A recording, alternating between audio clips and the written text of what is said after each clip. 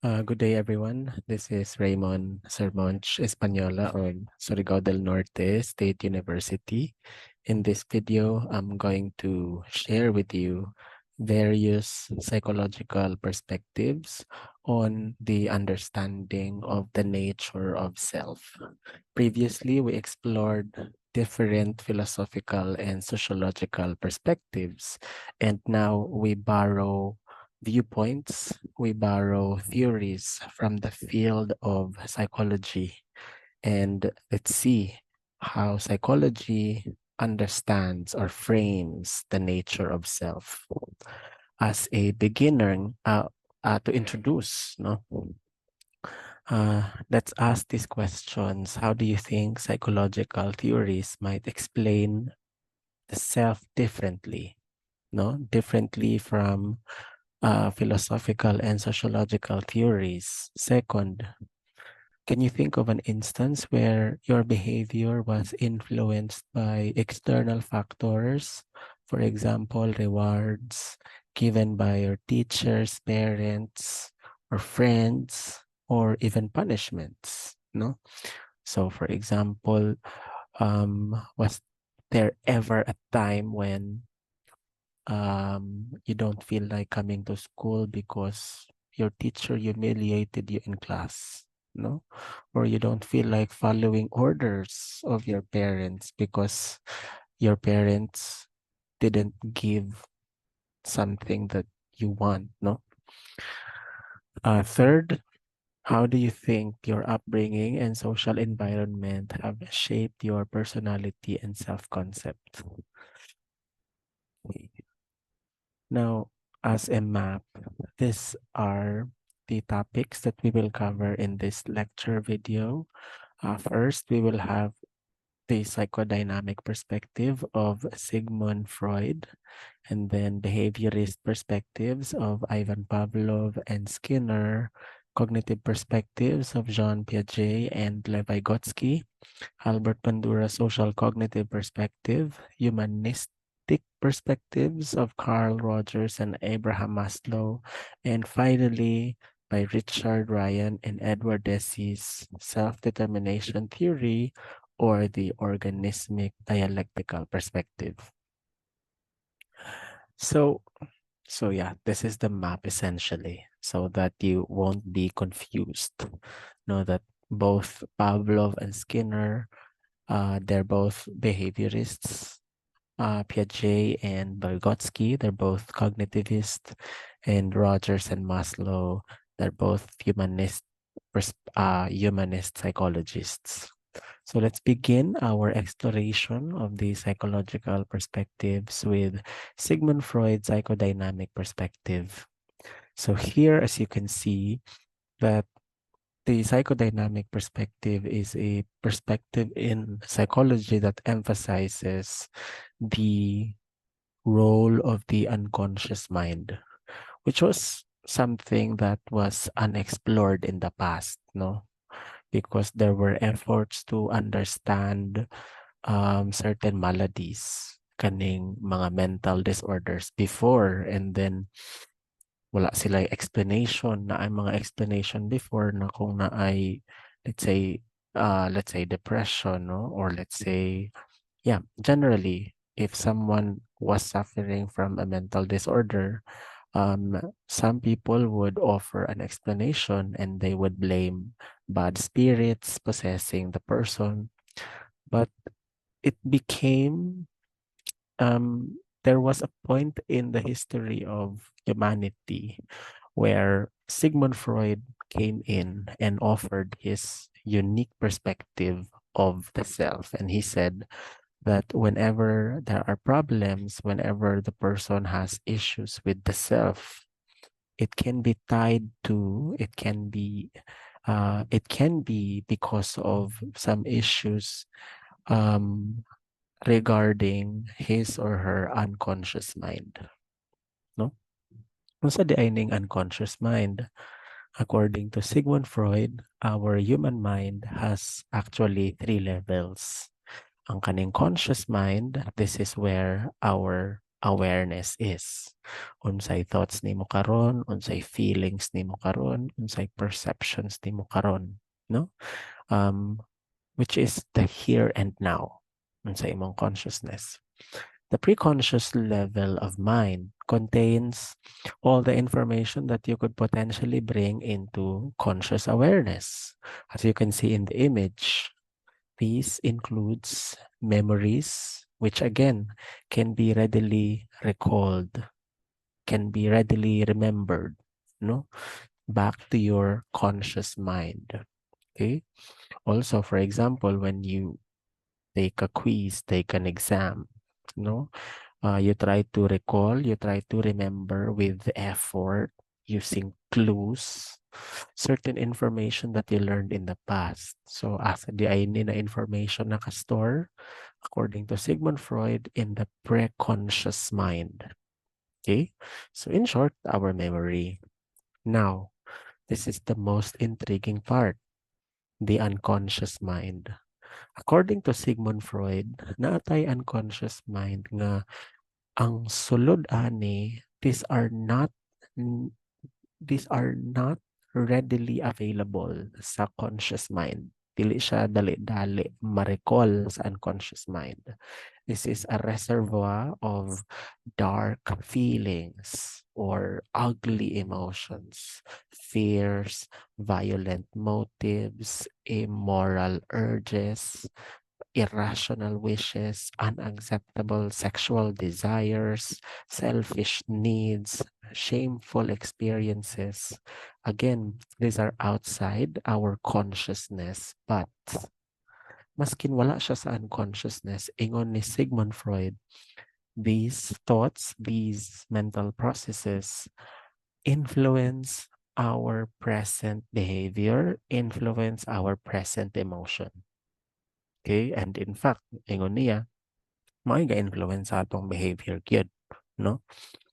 So na ay mga unconscious motives for everything that we do, ingon ni Sigmund Freud, na ang motibo sa atong mga ginabuhat pwede siya matrace back to the unconscious mind.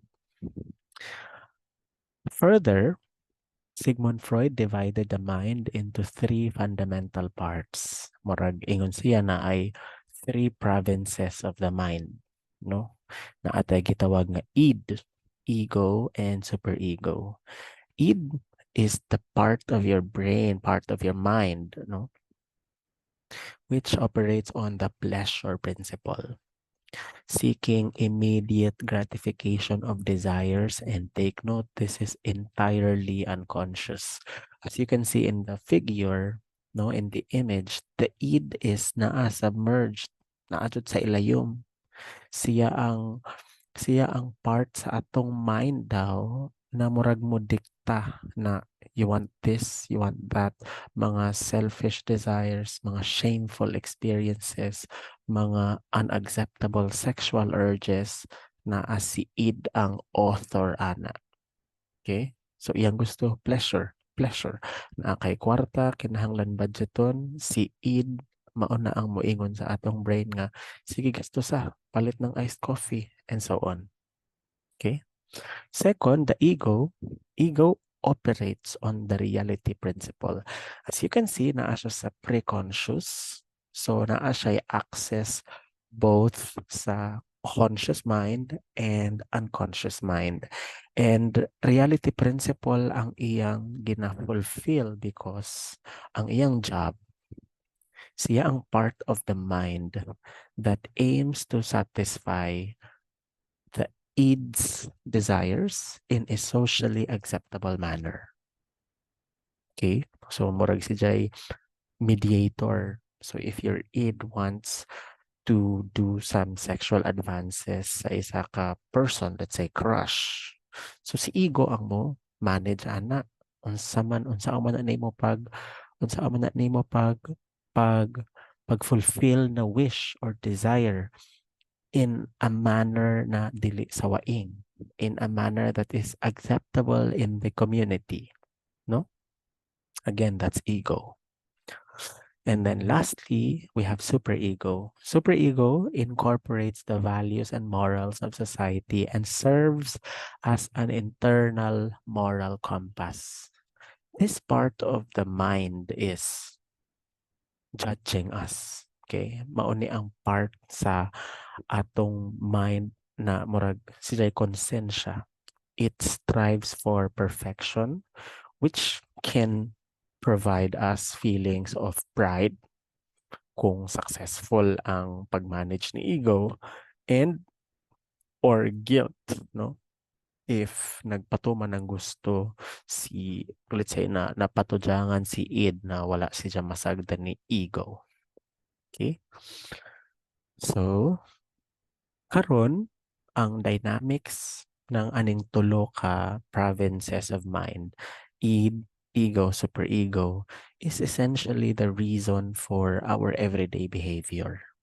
Okay? So imagine, mumata kag buntag, pag tingog sa imong alarm, si id mo ingon, sige tuyog pa, kalami ra matuyog. So bahala ng eskwela matuyog ta. And then makabati ka kang superego, moingin siya, uy, dapat mo eskwela ta, gi-expect ta ng atong parents, na atay obligations sa atong teachers, and atong parents na mo eskwela gadyo ta. So karon maglabad si ego. Job ni ego ang mag-manage anang duha. Okay? So matuyog ba or mo eskwela? Okay? So you might find a lot of instances where imong mabatian, quote unquote, kaning tulo mag-istoryahay sa atong mind. And again, take note, these are the motivations. These are the reasons behind our actions. Okay? So, ingon ni Sigmund Freud, so kadaghay panahon nga ma-overwhelm si ego sa mga demands ni id, sa mga demands pod ni superego, mao ni nga naa siya giingon nga ego defense mechanisms. These are strategies that again gina-employ siya ni ego to manage conflict between the id and the superego. And you can find them here: repression, denial, projection, displacement, regression, and sublimation. You can read the descriptions and the examples. One of my favorites here is this sublimation. No, ang sublimation is when your ego attempts to satisfy an impulse. This is a wish of the id, no? With a substitute object in a socially acceptable way. So, for example, let's say moingon si id, let's say you suffer from, you're having a bad day. So, wala ka sa mood, suko ka, no? Gusto ka magwala. Gusto ka mag-express ng, aggression, magdamog-damog. So karon kana ang gusto ni id, moingon ra kan syempre moingon si superego na that's wrong, that's bad, no? That's unacceptable. So moingon si ego, o sige para dili ka ma-stress, maghanap ra kan tag substitute, kaning silhig ra kan. So kaning lampas ra kan, kaning trapo ra kan, manghinlo ra kang kagbalay, manglabarakan ka para mawala sa imong isip ang kadtong mga wishes ni id. Okay? That is sublimation. Finding a substitute object para ma-manage, no, ang demands ni id. You have here regression, mauning magtago. This is not magtago, kaya ang magtago is kaning repression. Kaning repression is an unconscious mechanism na you keep disturbing thoughts, threatening thoughts from becoming conscious, no? It's like forcing yourself to forget stressful things, no? So for example, na ay mga tao na ma-rape, no? Let's say victims of child abuse. And syempre, kung everyday na maisip ng isa ka person that can be, that can cause a lot of ugly emotion sa iyang conscious mind. So ang buhaton ni ego, iya siyang i-force, ilubong dito sa unconscious mind para forcefully iyang makalimtan to na mga butang, no? Pero syempre ingon ni Sigmund Freud, kana nagpabilin ra gihapon sa mind. So we don't really forget these things. These are only repressed. Okay? So you can read other examples here: denial, projection, displacement, and regression. And of course, naapay other defense mechanisms. So in a nutshell, this perspective, psychodynamic perspective, suggests that our actions, kaning behavior ng tao, kaning nature ng self, is driven by unconscious thoughts. Thoughts that are not accessible by our conscious mind, and that understanding these hidden forces can lead to greater self-awareness and ultimately self-actualization. Now, let's move on to another perspective, the behaviorist perspective. But this time, we'll examine two, Ivan Pavlov and B.F. Skinner. Ang behaviorist perspective is a perspective in psychology that focuses on observable behaviors and how the environment affects or shapes these observable behaviors. So this is different from the psychodynamic perspective because psychodynamic perspective, kina-attribute ang present behavior sa unconscious mind. This one, kina-attribute ang observable behavior sa rewards and punishment or any observable event in the environment. Okay, environmental stimuli and consequences. Now, we have two seminal figures in the development of behaviorism within psychology. And let's start with Ivan Pavlov. Essentially, ang theory ni Ivan Pavlov is learning by association. This is also called classical conditioning. He was able to establish this theory when he did his famous experiment with a dog, no? Ang iyang gibuhat, Pavlov paired the sound of a bell with the presentation of food to a dog. Eventually, the dog began to salivate merrily at the sound of the bell, even when food was not presented. Para atong masabtan, so mauni ang key terminologies na atay gitawag na unconditioned stimulus. Kaning unconditioned stimulus in the figure that you can see here, that is a stimulus that naturally, emphasis on naturally, it's a stimulus that naturally triggers a response. So as you can see here, syempre, if you present the food to a hungry dog, so ang dog mo salivate. So, ang salivation is a natural response pod to the unconditioned stimulus. So, as you can see here, that's the UR or unconditioned response. Okay? So, ari kita sa kaninga image, this one.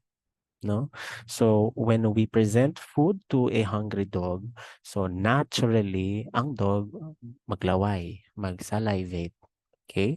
And then, syempre, kung mag-ring pod kag bell, that's a neutral stimulus. That's neutral because that elicits no response from the dog. Dili man siya mo salivate. Okay? Karon sa classical conditioning process, Ivan Pavlov learned na kung simultaneously i-present nimo ang kaning unconditioned stimulus and neutral stimulus. So, in this case, during conditioning, lantawa diri sa kaning bottom right ng, bottom left ng image. So, as you can see here, during conditioning, i-present nimo food together with the bell. So, again, food being the unconditioned stimulus and the bell being the neutral stimulus. So, ang mahitabo ana is, if you present the bell without the food, it can now elicit a conditioned response. So mauna ang CR, conditioned response, the learned response to the conditioned stimulus. Na again, previously, before that exposure to that kind of condition, kaning bell, no, na used to be a neutral stimulus na karon maka-elicit na siya response, no? So kanina ay daghay implication sa understanding of human behavior and personality. So naatay example dere. So for example, naatay lightning, no? Tapos si lightning would usually come with kaning thunder, no? Tapos tungod anang thunder, kaning boom, no? Kanang tuda na boses, 'di ba mas startle ka, kuratan, sawanon or magtabon ka og talinga. Tuda no ang mahitabo ani kung balik-balik na mahitabo. So maskin lightning pa, mag-anticipate na ka og kaning thunder na sound, 'di ba? Sawanon na ka. So, unsa pa may other example na yeah, I'm sure you can think of um other examples, no? Na kanang application of classical conditioning theory. So Pavlov's work suggests that many of our emotional and physiological responses are conditioned reactions to environmental stimuli and wala niya gina-consider na ay role ang unconscious mind. In fact, si Ivan Pavlov, behaviorist man siya, it was natural for a behaviorist psychologist to really dismiss the role of the unconscious mind or the role of unconscious mental processes in shaping our behavioral reactions. Okay? Now, na ay another na psychologist na behaviorist. Iyang theory is called Operant Conditioning, B.F. Skinner, na ang iyang perspective is this, na that behavior is shaped by reinforcement and punishment na syempre gikan sab sa environment. So sa classical conditioning, kanang pairing of unconditional stimulus and neutral stimulus to produce a conditioned response. There is a operant conditioning is kaning unsay role ni rewards, unsay role ni punishment na makuha ng tao sa iyang certain behavior. So, di ba, when we perform certain behavior, naaman joy consequence. The consequence can be favorable. That is reward in this sense. Kung ang consequence po is undesirable, that is, in this context, punishment. Okay? So, na ay ingon si Skinner, naaman tayo reinforcers. Mao ni ang consequences ng behaviors nato na mo strengthen sa atong behavior, and we have punishers or punishments. These are consequences na unfavorable na mo decrease sa likelihood of doing the same behavior again. Okay? So he also found this through an experiment. So ang mahitabo ani, for example, na ay rat, no? Kung naay siya, kung magpindot siya lever, no? Para sa ani, naa siya gihawiran na bar. So ang mahitabo, pag ijang pindoton mugawas ang food, so syempre ija nang balik-balikon ija pag paghawid anang bar. Kay mugawas gud ang food. So naay reinforcement, naay reward, no? So mo increase ang perform ana niya ng the same behavior. But on the other hand, what if every time hawiran ng rat ang bar, kurentihan siya? Kurentihan. That is an unpleasant consequence sa iyang behavior. So may tabo, dili niya buhaton pagotro. Okay? So ana ra siya. Depende sa punishment and rewards. So to complicate things a little bit, Kaning operant conditioning, again, na ay two kinds of outcomes sa atong behavior. Kaning reinforcement na mo increase sa atong behavior, ato balik-balikon na ay punishment mo decrease sa atong behavior. Now, there are two types of reinforcements and also two types of punishments. Positive reinforcement, negative reinforcement, positive punishment, and negative punishment. So, ang pagka-positive niya or pagka-negative niya is when there is an introduction of a pleasant stimulus or reward or removal of an unpleasant stimulus or reward. So, para inyong masabtan, again, when there is an introduction na ay gihatag, na ay na-provide na food, na-provide na something pleasant sa life ng person, that is positive reinforcement. Okay? So for example, maghatag ko tag gold star sticker for correct answers. That's a positive reinforcement. So the intention there is to reward the behavior by introducing something that is, pleasant to the person.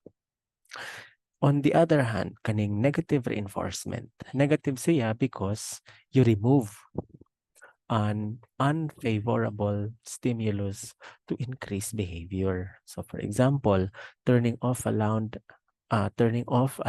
alarm when a question is answered correctly. So imagine na akay alarm, no? Natuda kaayo tapos mo stop ra siya kung correct imong tubag sa question. So ang imong behavior ma-reward by removing something that is unpleasant or uncomfortable. So again, in both situation, nag-reward ka, nag-reinforce kag behavior, pero ang techniques taglain. It's either you introduce something pleasant or you remove something unpleasant. That is similar, there is a positive and negative punishment. So again, sa word na punishment, you try to reduce the behavior. You decrease the chances of the behavior being performed again in the future. So sa kaning positive punishment, you add an unpleasant stimulus. For example, you assign extra homework for talking out of turn.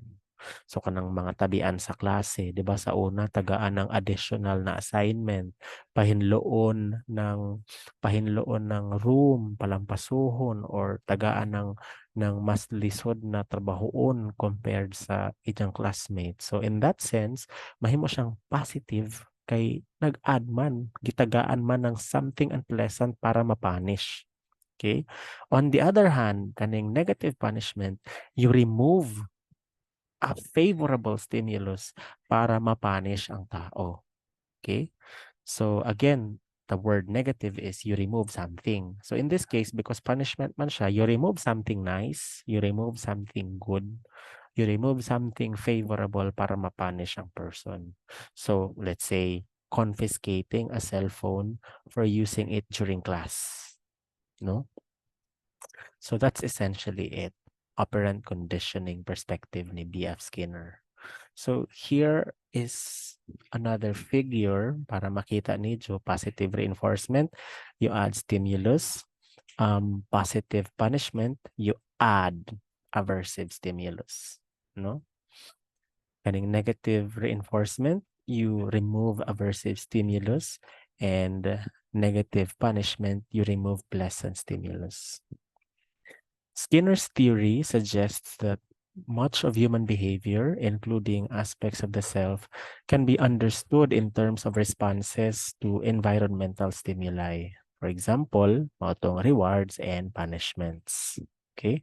So essentially, the same sila, pareho sila ni Pavlov, no? Kaning si Skinner, pareho sila behaviorists because again, unsa gani ang difference ng behaviorist perspective from the psychodynamic perspective, ang ilang gina-attribute sa behavior or sa self is ang environmental events, consequences sa behavior, conditioning. Pero dito sa psychodynamic, the unconscious mind. Okay? Now, let's go to another perspective, cognitive perspective. And this time we also have two psychologists, Jean Piaget and Lev Vygotsky. Now, the cognitive psychology emerged in the mid-20th century as a reaction against behaviorism. So, syempre kani, murag iyang gusto ibalik ang focus ng psychologists back to the mind, back to mental processes. Kaya again, ang gusto ng behaviorists, focus lang ta sa observable behavior, focus lang ta sa environmental consequences or consequences ng behavior na observable, no? Observable consequences of behaviors. Pero kani, si cognitive perspective, they wanted to bring a renewed focus on internal mental processes.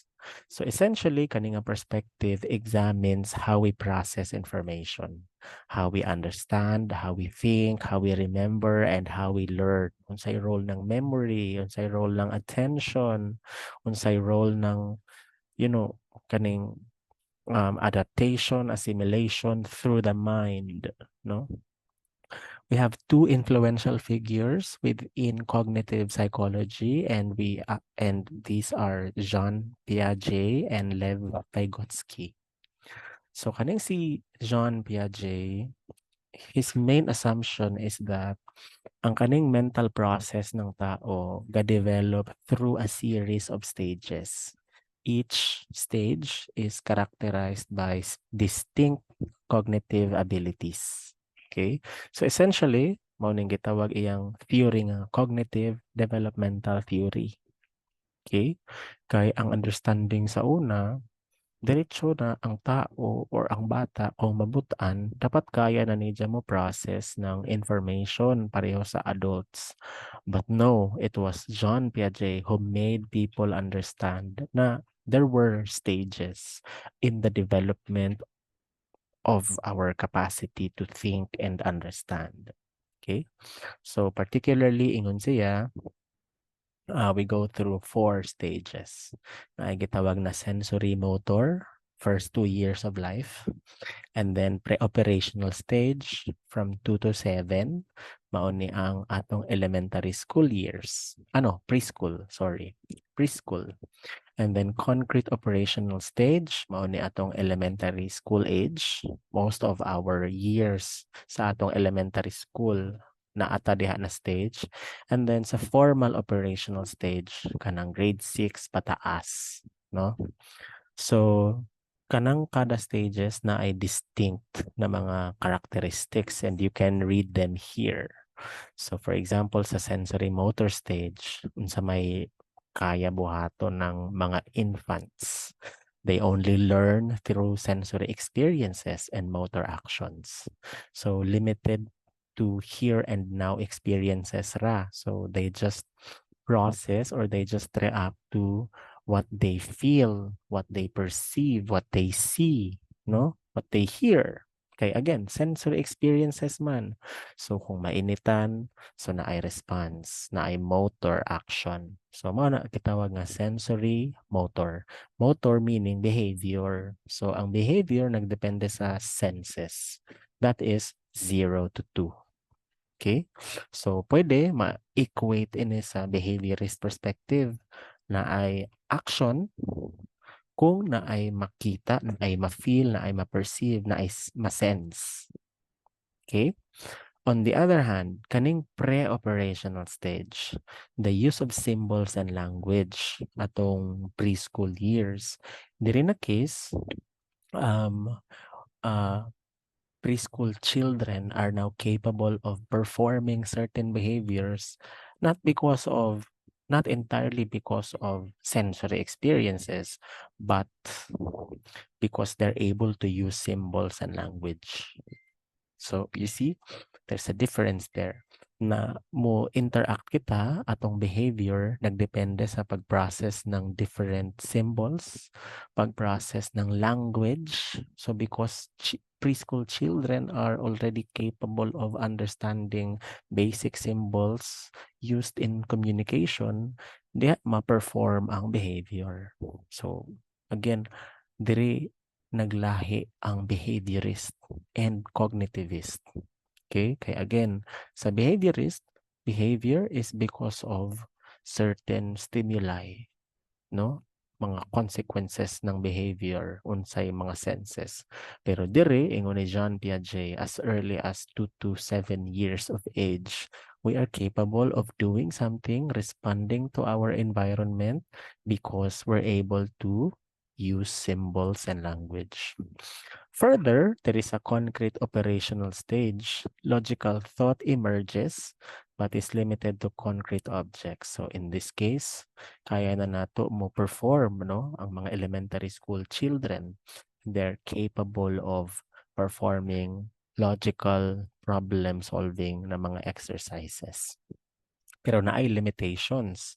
So maoning dili nila kaya mo explain ng mga abstract na mga ideas. Abstract like peace, democracy, justice.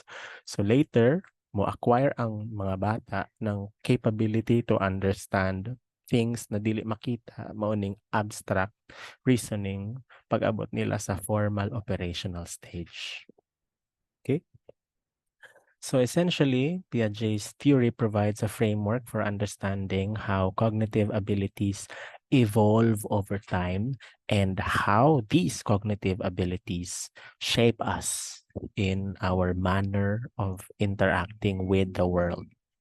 Okay, now we interact with our external environment through information processing, through use of symbols, through use of language. Dili ra kong entirely because of rewards and punishments or something na unconscious. Okay? Now, we have another cognitive psychologist by the kaning si Vygotsky. So iyang theory is called sociocultural theory of cognition. Essentially, ang difference nila ni Jean Piaget is iyang gi-emphasize ang role of social interaction and culture. Okay? So, a key concept in his theory is the zone of proximal development, which is the range of tasks that a learner can perform with the help of a more knowledgeable other, but cannot yet perform independently.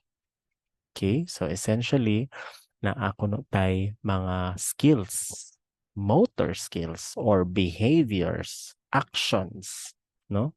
Na we need the help of others kaning ato ra kanay padayon kaning scaffolding. Na kaning concept of scaffolding is providing assistance to enable the person to move through ZPD. Essentially, para atong magets. So this is the illustration of ZPD and scaffolding together. So, kita daw, so naapod tay kakayanan, no? And these abilities are mental abilities. Apil na pod ang mga behavioral capabilities. So, naatay maposes ana mao ning naa sa blue. What I can learn, what I can perform on my own. Tapos, naapoy mga skills, na ay mga problems, tasks that are beyond our reach. Mauning naa sa pinakalayo, kaning sa external na circle. Kaning between that, kaning blue and then beyond my reach, mauni ang CPD. What we can learn when we receive assistance and help. Help from more knowledgeable, more skilled others. Okay, so maoning knowledgeable others and also technological tools. Okay? So unsay implication pod ani? So ang implication ani is there are certain information na atong ma-process, na atong masabtan, and behaviors na kaya nato mabuhat when we are mediated by other people. Okay? So maumampod ni God ang absent sa theory ni Jean Piaget, kaning role of other people. So si Vygotsky iyang ipakita, asa mo sulod, asa mo insert, asa mahitabo ang kaning mediation of other, social mediation. So kani, another illustration. So na ay tao na kaya na mulangoy, no? That's a behavior, 'di ba? Pero syempre we start with something na, or for in this case sa case ng kaning nga bata. Syempre di pa niya kaya kung ari na siya diri na level sa kaning pinakalayo na murag pang swimmer na professional athlete na level of swimming, no? So para si Jamak adto ana nga level, kinahanglan niyag assistance, no, from an adult. So maupod na nga mo possess siya certain competencies tungod kay naa man siya assistance na na-receive from others. So unsay pasabot ani, unsay implication sa atong understanding of self.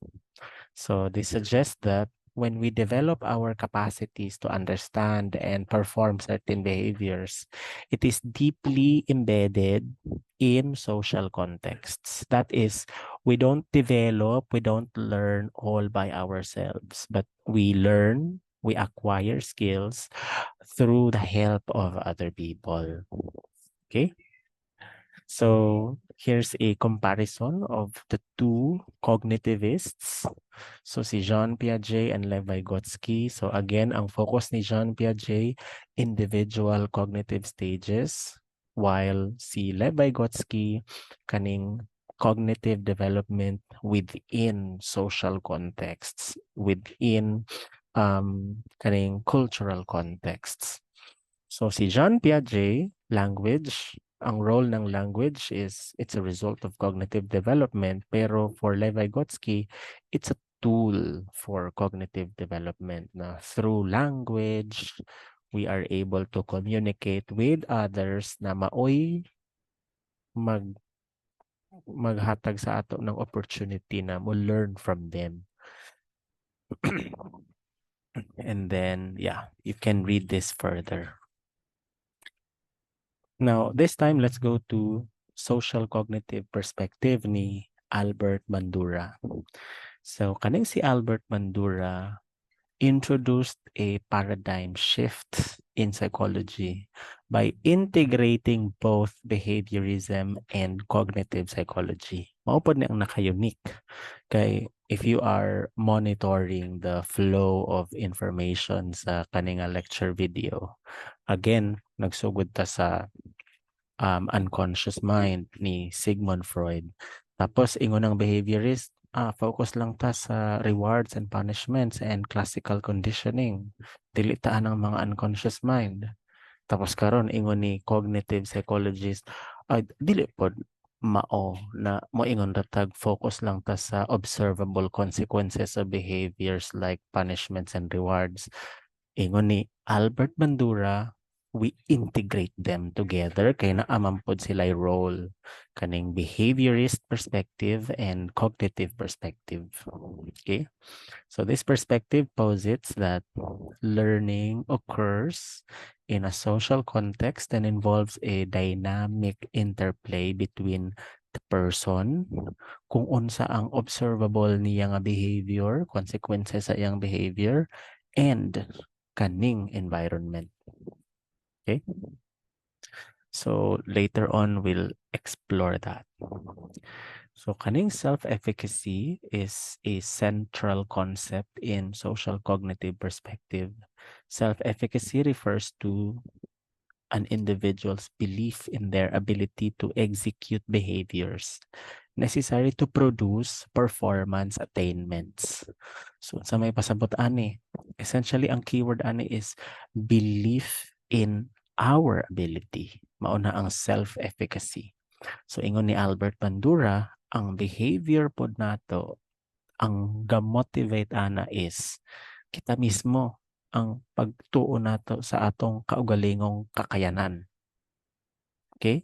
So again, compare that dito sa behaviorist. So di ba si behaviorist, moingon man na wala may mga mental process, rewards and punishments and conditioning raman ang rason sa atong behavior. Pero this time, na ay cognitive element si Albert Bandura, ingon siya, ang atong present behavior is attributable to how we perceive our own competence.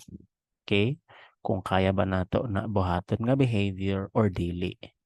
Siyempre, if someone has high levels of self-efficacy beliefs, it's associated with greater motivation, perseverance, and ultimately, success. So naay daghay types of self-efficacy na atay gitawag na academic self-efficacy, which refers to a student's belief in his or her capability to successfully perform academic tasks and achieve educational goals sa inyo. For example, pangutan-on mo, unsay estimation ninyo sa inyong ability na makapasar ani nga subject, makapasar sa pinakalisod na subject ninyo karon nga SEM or makagraduate sa inyong program, no? Let's say rate your capability to succeed in a scale of 0 to 100%. So kung moingon mo siguro sir makasurvive ko karon na SEM 50-50. Tapos ang isa pod moingon I think klaro sir kaya ko ra mga 90%. Kaya ko siya. So kana that is self-efficacy belief. Okay? So ang isa mas taas kay mas taas ang iyang believe sa iyang sarili. Okay? Mas taas ang iyang believe sa iyang kakayanan compared to someone nga nag-ingon nga 50%. Okay? Now, there were a lot of research studies conducted on self-efficacy. For example, kaning si Hayat, Shateri, Amini, and Shrockpur. I forgot asa ang context ani, kung asa ni nga nasod. But they found out that kaning mga tao nga na ay high levels of academic self-efficacy, daghan taas pod ang tsansa na mo perform well sila in school. So kay lagi nag-start manggod sila sa believing that they can do it, and ingon ni Albert Bandura mo follow gyud na ang behavior. So tungod kay nagtuo ka na you can do it, nagtuo ka na naa kay competency to perform certain behaviors, edi imo sad na mabuhat. So di ba imo pud isipon if someone has a very low self-efficacy, so gamay ang murag kung ijang i-estimate ang iyang kakayanan na sir di ko anak kapalo. Ma'am, di ka jud na ako na kaya buhaton. So ingon ni Albert Bandura kung kana ang pattern of thinking ng isa ka individual, dili pod niya na mabuhat. Dili pod siya mo perform, mabagsak siya or mo avoid siya ng kana ng mga situation na mag-perform siya behavior. So again, in a 2020 research, it was found na naadyoy basihan, no? Na tinuod siya na ang mga tao nga taas ang academic self-efficacy mo perform jud. Okay? Now, there was also a research in 2022, just a recent research, na as you can see here, kinsay author, that's me, Raymond Española, Surigao del Norte State University. In this research, I found that kung ang tao, ang estudyante, na ay taas na academic self-efficacy, akong nakita nga, dako po ang tsansa na mohanap siya og positive forms of help from classmates. Okay? So, unsa may pasabot ani. So, kung taas ang imong believe sa imong kakayanan, kung naa na ka sa lisod na mga situation, ang imong buhaton is mohanap ka og adaptive forms of help from classmates. Maghanap kag paagi. Maghanap kag paagi na masulbad imong problema through the help of your classmates. Mauna ang essentially finding ani nga research. So, ang implication pod ani kung ang estudyante gamay ang self-efficacy, maingon siya na murag mabagsak na gayud ko ani. So naapoy tsansa na dira kan siya mangayo og help from others. Pasagdan ra kaniya iyang kaugalingon. So, you see, naay power ang self-efficacy kay kung magsugod taan ng belief sa atong kakayanan, mo follow gyud ang behavior. Okay? Now, unsaon man pag-enhance sa atong self-efficacy, there are a lot of factors, but in this video, I will only share two. We have mastery experiences. The most powerful source of self-efficacy is kaning direct experience with mastery. So, successfully completing a task or solving a problem can significantly boost one's self-efficacy. So, kanang mag-practice, no? Or kasagaran pag, let's say, pag honor student siya sa high school, abtik siya sa high school, pag abot sa college, kung pangutan-on siya, unsa man, kaya ni ni pasaron na subject. So, typically, moingon siya nga, oh, kaya. Ano man, kaya naman siya mastery experience in the past. So, unsa man po yung implication, ana? We need practice. We need rehearsal.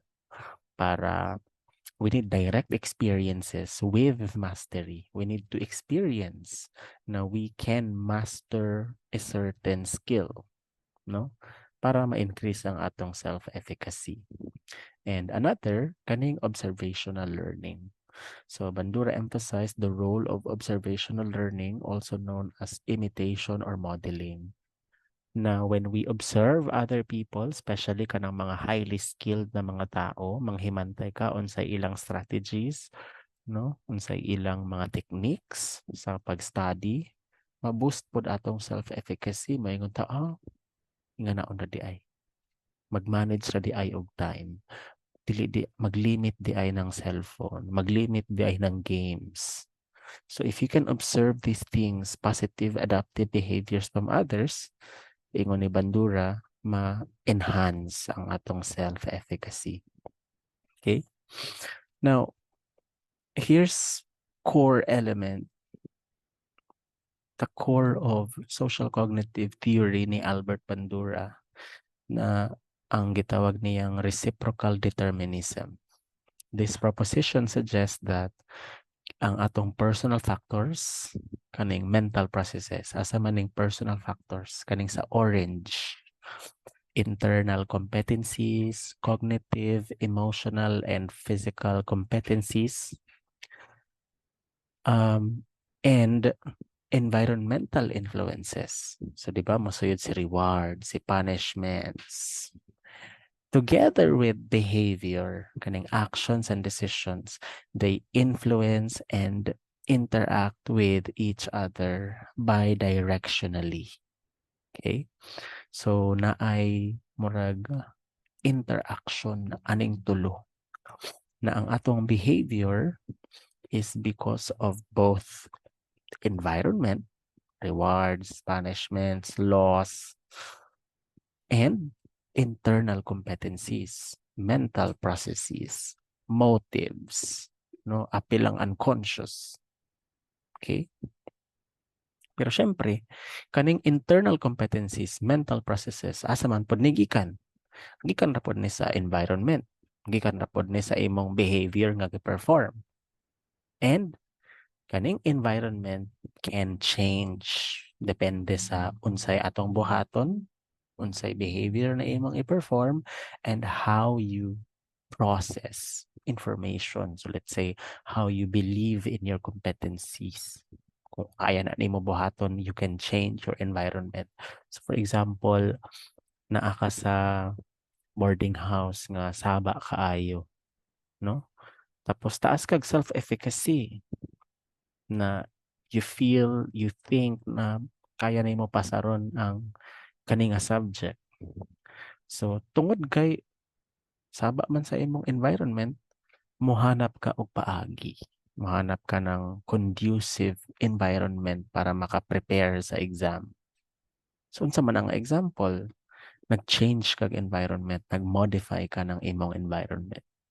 So murag kani, ang idea ani is we're capable of controlling both our behavior, our action, our mental processes. We are in charge. We are agents, active agents of our behavior. It is us who make decisions para sa atong behaviors. Okay? In essence, kaninga perspective emphasizes the interplay between the individual, mental processes, emotions, behaviors, kaning observable na mga actions, and environmental factors, including rewards and punishments. Okay? And the concept of self-efficacy in particular has direct implications for how we understand ourselves. No?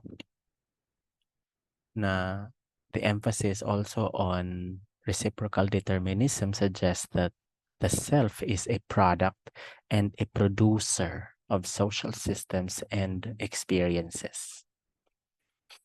Okay. Now, let's go to humanistic perspectives ni Carl Rogers and Abraham Maslow. So this is kinsa ni siya? I think dili na si Carl Rogers. Wait lang. Okay, dili po siya si Carl Rogers. Never mind. You just ignore the image. That is Durkheim. Ala, from the previous one. Ala, that's also okay. Never mind. Ignore the pictures. Okay, that's Emil Durkheim. Now, unsa man ang humanistic perspective? Humanistic perspective emerged in the mid-20th century as a response to limitations of behaviorism and psychoanalysts. So, kung si Albert Bandura, nag-respond siya sa limitations ng ang psychodynamic perspective and behaviorism, lahi pod na tradisyon ang gisugdan ng mga humanistic psychologists.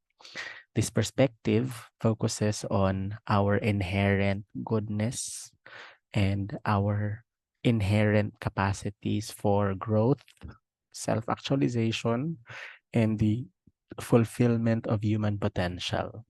We have two figures here na amoy leaders ng humanistic perspective, Carl Rogers and Abraham Maslow. So good kita kang Carl Rogers. So according to Carl Rogers, na ay 3 conditions necessary for a growth promoting climate because he believed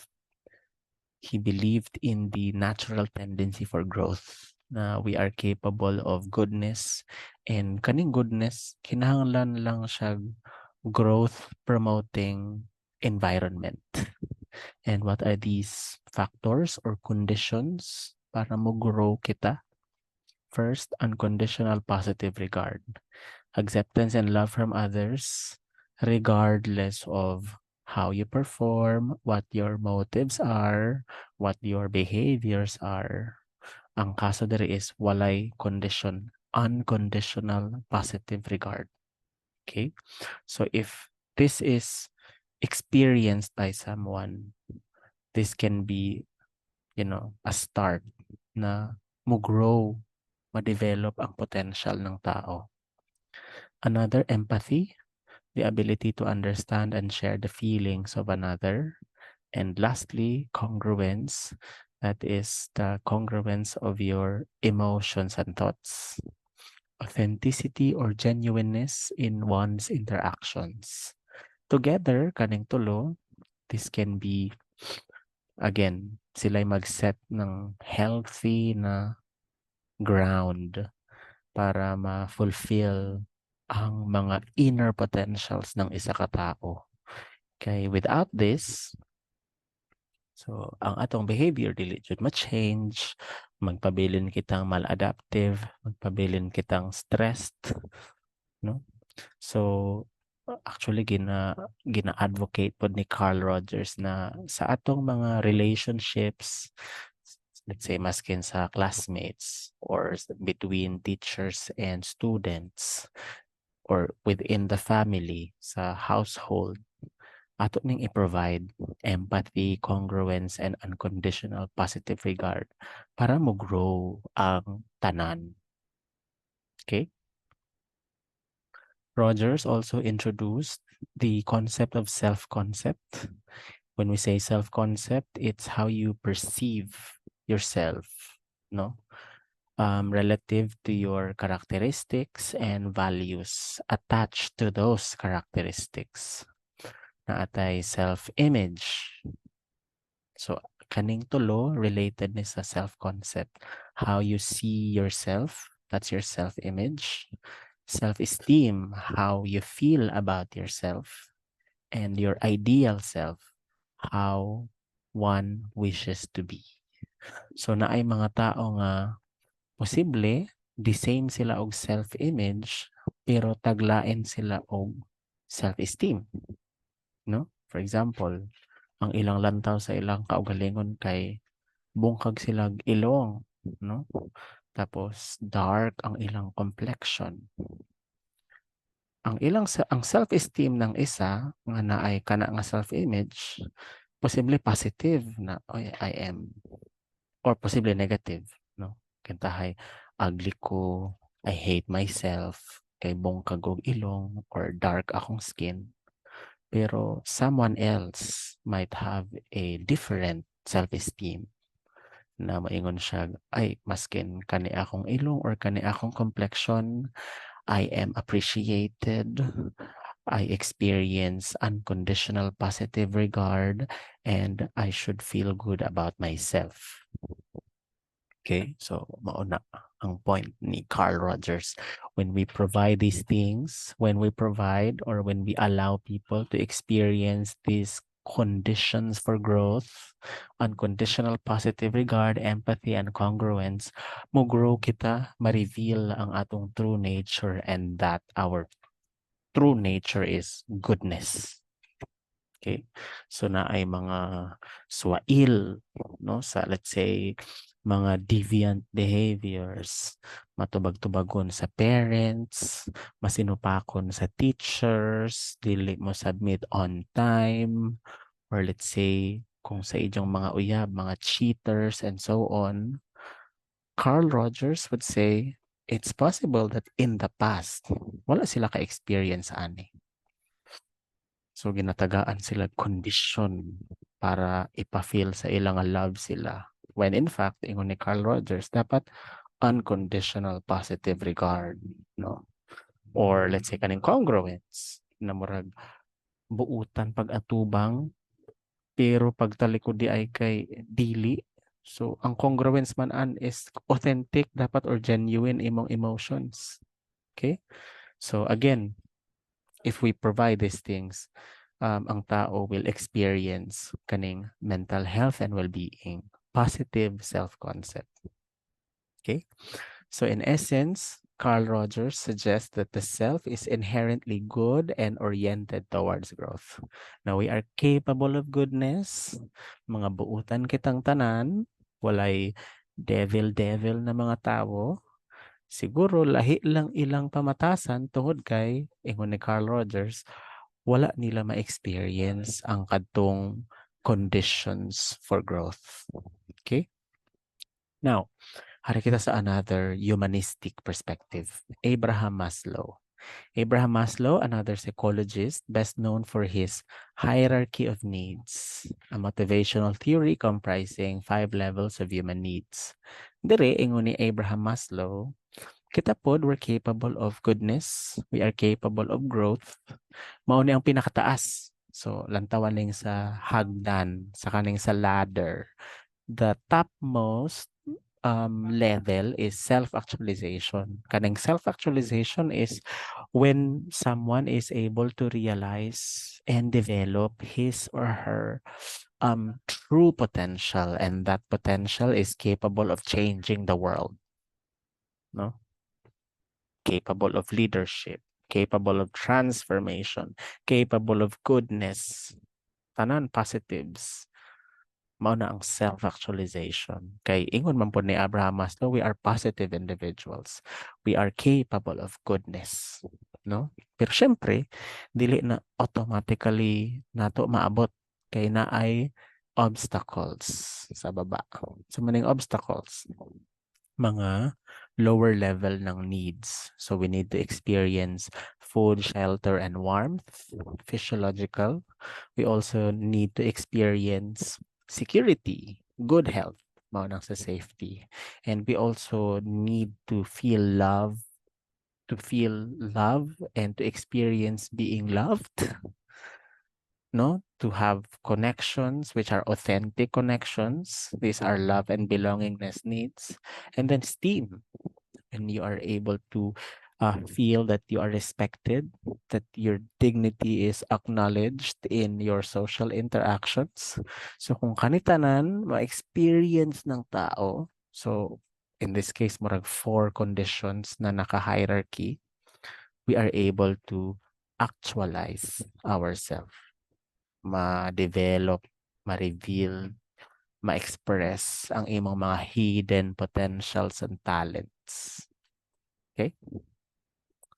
So this framework is important kay it represents the ultimate realization of the self depends on unsa man kaning mga lower levels ng mga needs. Okay? Now, last one.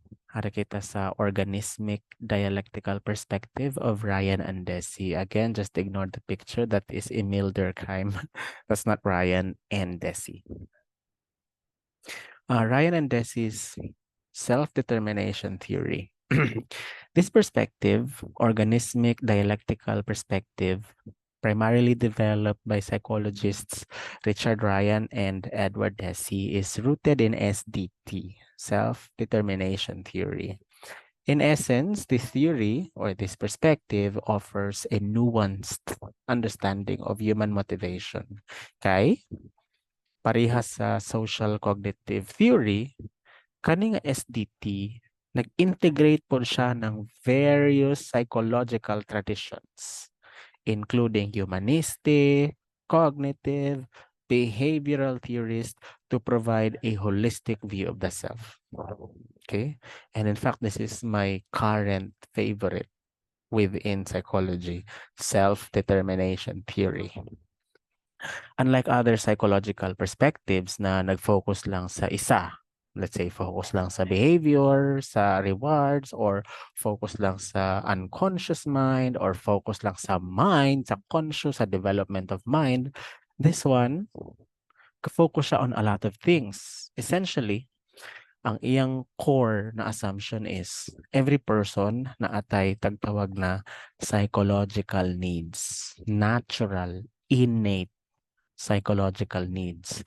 And kanina mga psychological needs, basic psychological needs, kung masatisfy ni, mag-promote og well-being and optimal development. Pero kung wala, edi that is ill-being, mag-uol, masad, or di na to ma-reach ang atong potential. Sa man nga needs. So, iyang gisimplify lang ni. And again, these needs are universal. This is true to everybody.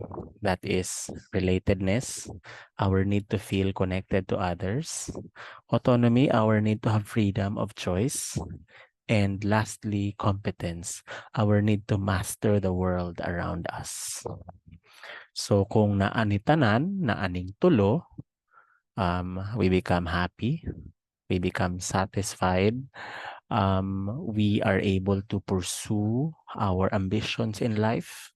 Pero kung wala po ni, walay support for competence, walay support for autonomy and relatedness, we become depressed, we suffer. No? So essentially, Mauning, so let's say sa autonomy. So when can we say na our need for autonomy is satisfied? And when can we say that our need is frustrated? So kaning case autonomy, that is freedom of choice, no? The need to experience self-determination, the need to experience voluntary action sa atong mga buhatonon sa kinabuhi. So when you experience a sense of volition and self-determination in your actions, that's when you can say that you are satisfied in that need. Pero if you are being controlled by others, controlled by your parents, teachers, and friends, or let's say your partner in life, sa imong uyab, sa imong husband, sa imong wife, when you are being manipulated, you are frustrated, you are murag ang imong need for autonomy is thwarted or frustrated, di siya masatisfy. Kay control is the enemy of autonomy. Okay? Now, another, when it comes to competence, we can say that there is psychological need satisfaction when you feel effective, you feel capable in interactions with the environment, no?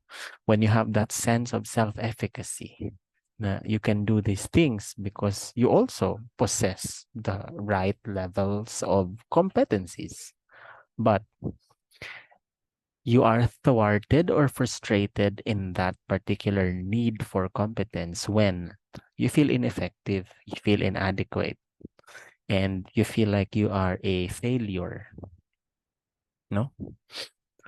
And then lastly, kaning relatedness, you are satisfied in that need when you feel connected to others in a meaningful way, experiencing a sense of belonging and emotional support. But on the other hand, when you feel isolated, rejected, and disconnected from others, you don't have any satisfaction or people are preventing you from experiencing relatedness. Kung you don't feel like seen, you don't feel like you are heard, no? So kung naatay psychological need satisfaction, kaning satisfaction sa tulo, sa may mahitabo, that's associated with greater psychological well-being, higher self-esteem, life satisfaction, and positive mood. Pero kung wala, psychological need frustration, lower levels of well-being, mas mahimo kang stressed, mas anxious, mas depressed. So siguro this is a way for you to understand na nga man, for example, nga man naa may mga tao nga mag-isip man sila na i-end ang ilang kinabuhi. Let's say, suicide. So, ano kaha? Kung gamito nato ang SDT, kaning Organismic Dialectical Perspective, we can say na siguro, karon mas makasabot na kita, siguro they feel very stressed, they feel suicidal because wala man sila relatedness na satisfaction.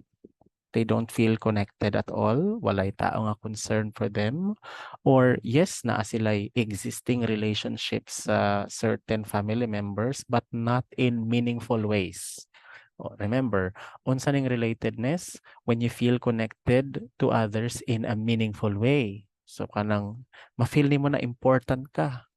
Karon kay kung ang tao ma-feel na yes, anak ko. Yes, part ko ani nga family but I'm not a valuable member of the family. I don't feel like I'm important. So that can be a reason of feeling of isolation. No? Na or let's say feeling rejected. Or another, kanang ginakontrol ra ang imong o kanay autonomy, no freedom of choice. So posible di ba kabantay mo anang mga Korean artists na ay mga mag-suicide, mag-end sa ilang life kay wala na sila say sa ilang kinabuhi. They have lost their voice and will. Na di na sila makabuot unsa ilang gusto i-pursue kay tanan gina-control and they're not happy and I'm sure you can relate na once na ang tanan imong, for example, imong kurso, di kun ikaw ang nagbuot, di man ka ma-happy ana. You compare that to someone else nga na ay ang iyang kurso na gina-pursue is something that he or she really wants. And siya po'y nagbuot ana nga kurso, no? So mahappy jud, no? And competence lastly, na when we have this experience of failure. So siguro kani also the reason why this is my favorite na ako'y bias ani nga perspective is almost everything, every problem sa human self, makitaan jud nimo ng anggulo nga it's either wala sila'y aning tulo or naa. Okay? So karon if you are happy, I'm sure you can diagnose yourself na happy ka tungod kay you experience relatedness, autonomy, and competence. So walay gaingon sa imong bulok ka, walay gaingon sa imo na wala kay puyos. But you're happy, you're sad because grabe kadaghay ka control sa imong emotion. Dapat kani kadaghay mga expectations, etc. And then you don't feel like acknowledged. Wala gina-honor imong emotions. So probably absent aning tulo. Or gina-prevent ka from experiencing satisfaction in these three needs. Okay? So maone siya. Actually, there's a research that I did last 2023. It was my dissertation project. Ang dissertation is the final requirement for a PhD degree. And when I did my dissertation for my PhD degree in De La Salle University, I did a study that is anchored, a study that was anchored on self-determination theory. So ang akong findings was this. I found that katong pandemic era na flexible learning, many college students reported poor levels of motivation. Ya sila mag-enjoy, dili sila interested mo eskwela, and maladaptive behaviors ang ilang ginabuhat. Unsa man ning maladaptive behaviors? Cheating, plagiarism, not submitting outputs on time. Ang rason, absent or gina-prevent ang ilang pag-satisfy sa ilang tulo ka basic psychological needs. Sa unsang paagi, instructors mas rigid, mas stricto. Plus, dungan pagajud ang mga trabahoon sa balay. So imagine, mag-eskwela ka, naara sa balay, so na ay ihatag na sugo si teacher, si instructor, na ay ihatag na sugo si parents or any family member. So wala na kay autonomy, wala na kay choice. Tanan, ginabuhat ra nimo because wala kay choice. And na ay mga unhelpful classmates. Kay classmates po na walay internet. So may mutabang sa imo, you don't feel connected meaningfully to others.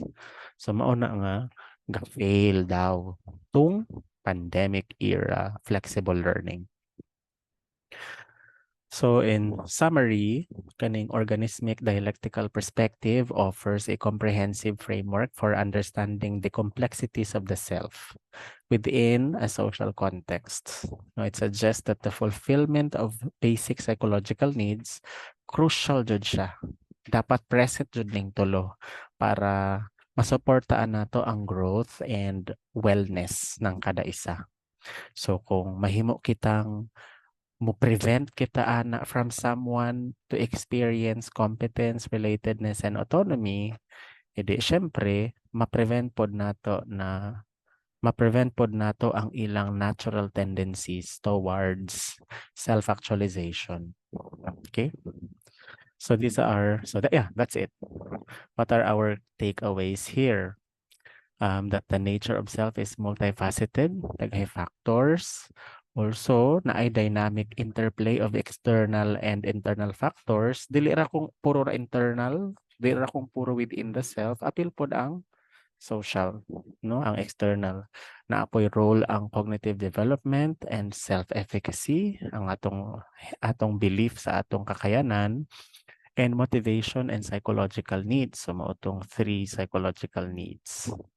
So in conclusion, this episode serves as a pivotal juncture in our multidisciplinary explanation of the self, offering a rich tapestry of perspectives that complement and deepen our insights gained from various philosophical and sociological lenses covered in previous episodes. I leave you with these questions. Kaning tulo, siguro you can do these things after in your free time, no? How do you think your behavior is influenced by your thoughts, your social environment, and personal beliefs? Think about the time when you felt really confident about doing something. And do you feel like your school environment allows you to make choices, succeed in tasks, and connect with others? And that's it for this lecture video. Thank you so much for watching.